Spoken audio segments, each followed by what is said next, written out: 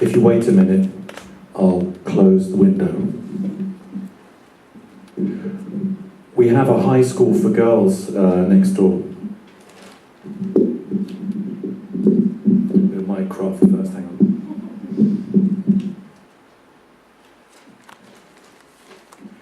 If you wait a minute, I'll close the window. We have a high school for girls next door, and at this time of day, they all come out and they fill the air with their noise and their talking. If I go onto the balcony to smoke or drink coffee, the classrooms are all opposite, and of course there is always a show.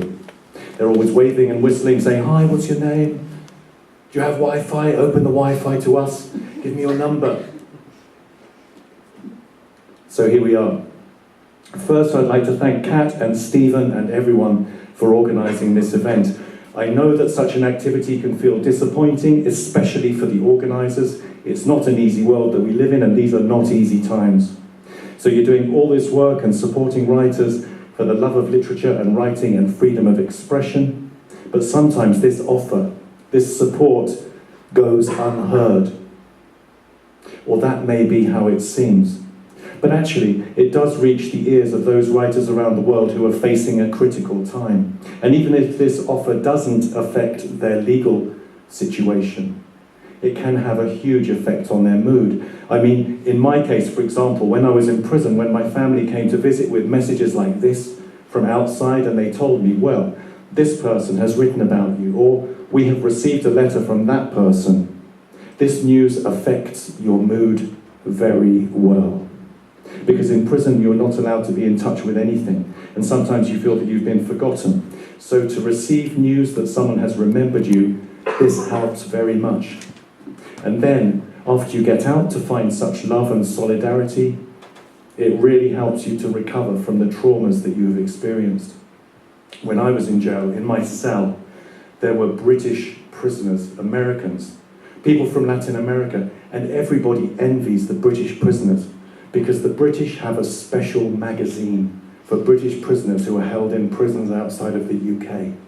So this British guy, his embassy, was visiting him every 40 days and bringing him a bunch of food, cornflakes, sometimes old magazines and books, usually strange books with titles like "In Bed with the Duke," for example. But suddenly, I found they had brought in one of China Miéville's novels. This was a new writer to me, and I fell in love with him. It's interesting writing a novel in prison. For one thing, you were not allowed to write in prison. So I had to hide it, because if suddenly the guards entered the cell to do a checkup or whatever and they found it, they could take it.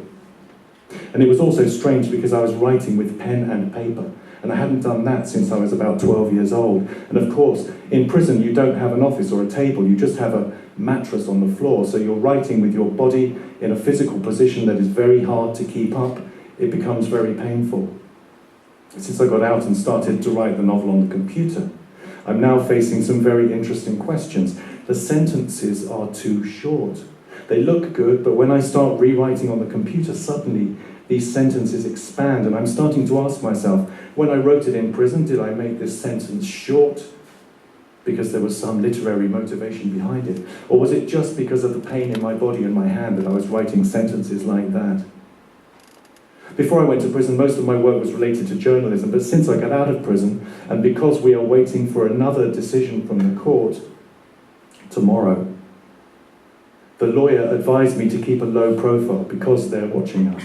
So I can't write anything at the moment, because at first I thought that I was under their eyes, and this was a very weird feeling, because suddenly you become the censorship in what you think.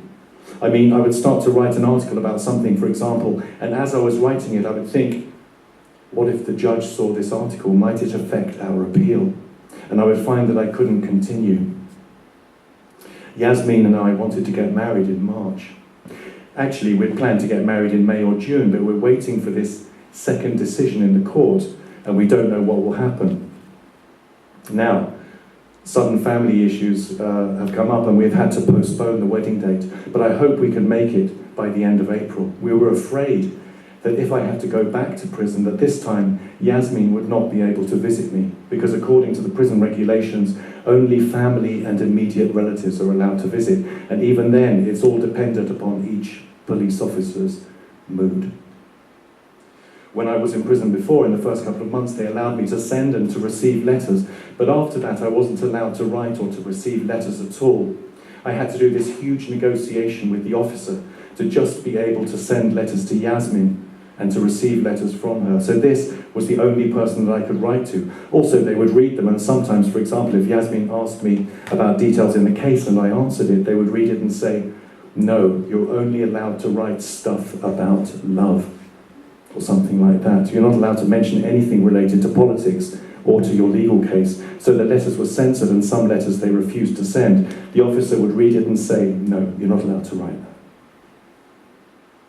The court is downtown, like 10 minutes from here by car, or half an hour's walk, but we won't be going to court tomorrow. When I was sentenced before, I did have to be in the court. In Egyptian court tradition, you stay in the cage until the judge has given his orders to the police officer. The judge doesn't have to declare his verdict to the court, so he listened to the prosecutors and to my lawyers, and then he left, and I had to wait in the cage with some police officers. Then another officer came and took me to another room where I was told that I'd been sentenced to 2 years. They immediately put me in a police car and moved me to the police station. I don't have much to say about it, really. This time, the judge hasn't asked me to attend, because this is the highest court in the Egyptian justice system. Regular citizens are not even allowed to enter, only lawyers. So, we'll be at home. And I think that I will start my day tomorrow by making what we call the championship breakfast. This is omelette, a lot of omelette, with falafel, fried potato, spicy tomato, and some greens, and vegetables, and honey, and cheese. After breakfast, I think Yasmin and I will stay at home and wait to hear from the lawyers. I'll be reading. Yesterday, I bought a new book by China Mieville. I finished the first novel I'd read of his, the one that I started when I was in jail, Kraken. I finished that, and now I'm reading Iron Council. So, I'll be reading my new China Mieville novel and waiting for the news. My lawyers are optimistic. They say that the judge has let me out, so he's probably not going to give me another sentence or send me back to prison. Well, they may be optimistic, but I'm not. After my experience, I don't have any optimism. But then, also, the judge might not even give his verdict on the same day. It could be in 2 days' time or next week. But if he finds me guilty again and he announces the verdict, then a police officer will be sent to catch me.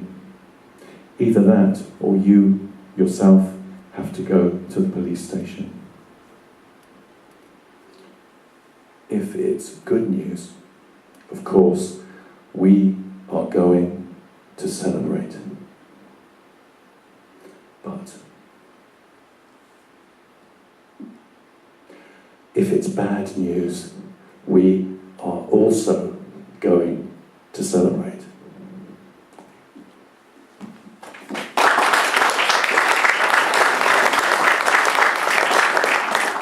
I'll just say very quickly, this is an extract from an edited transcript of an interview that I've been conducting with Ahmed Naji over the last couple of weeks while he waits for his case to go to court tomorrow. It is in court tomorrow. There's a shorter extract that's going to be in The Guardian, on the Guardian website tomorrow, so check that out. And also a longer extract that's going to be on English Pen's website tomorrow.